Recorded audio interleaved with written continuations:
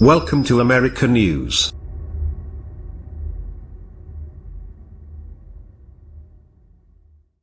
That decision would likely come sometime between the closing of the polls on Tuesday and the Alabama U.S. Senate runoff election in October 28, 45 days before the December 12 general election in which the Republican nominee will face Democrat Doug Jones.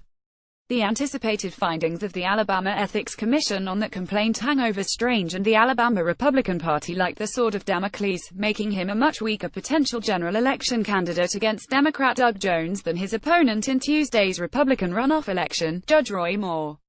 According to the most recent polls, Moore leads Strange by 8 to 10 points one day before the runoff election.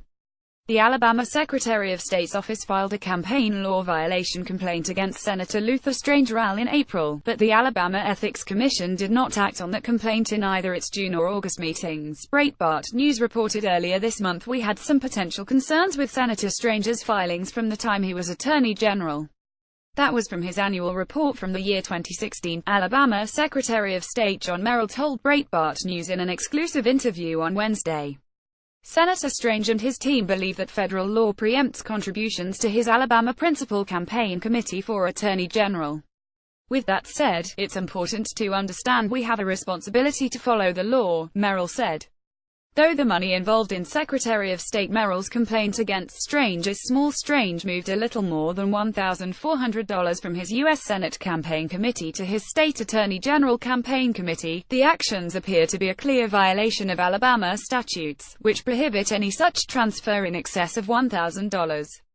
It was the finding of the Alabama Ethics Commission of a similar campaign law violation against former Governor Bentley that was cited in his resignation in disgrace back in April in a plea bargain deal, even though there were other more salacious details involved in his case.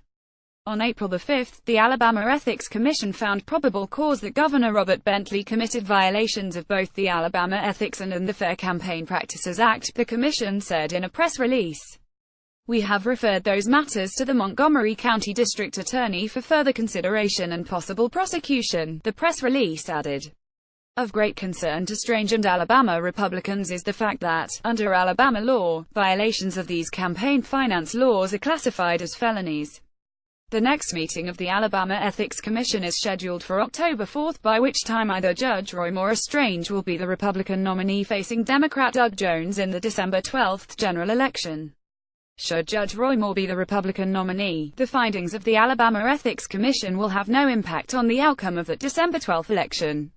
But should Luther Strange be the Republican nominee at that time, a finding of the Alabama Ethics Commission of probable cause that he committed violations of the Fair Campaign Practices Act and a referral to the Montgomery County District Attorney for further consideration and possible prosecution would be devastating for Strange as the Republican nominee and a boon to Democrat Doug Jones in the December 12 general election, potentially putting Republican control of the seat, and the tenuous 5,248 Republican majority in the U.S. Senate in jeopardy.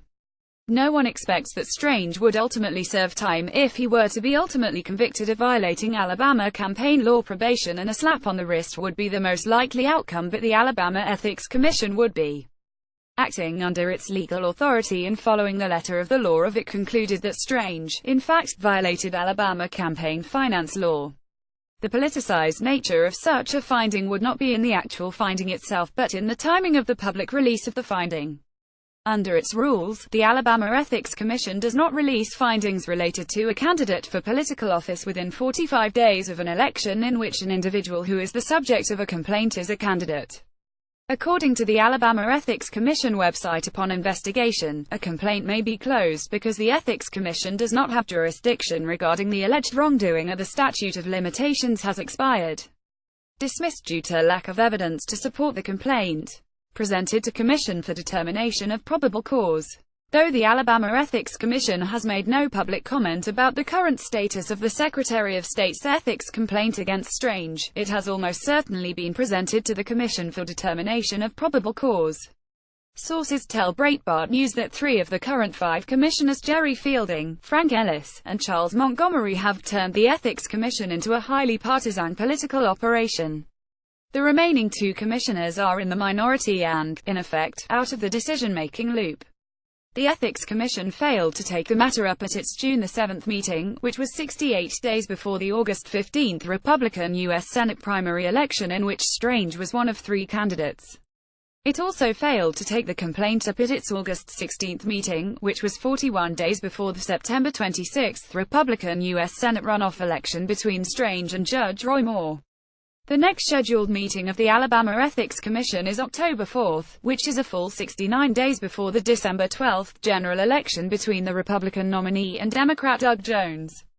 Should the Alabama Ethics Commission drop the hammer on Strange at that meeting, it would give his Democratic opponent more than 2 months to mercilessly attack him on the campaign trail for a full 2 months, should he be the Republican nominee in the December 12 general election.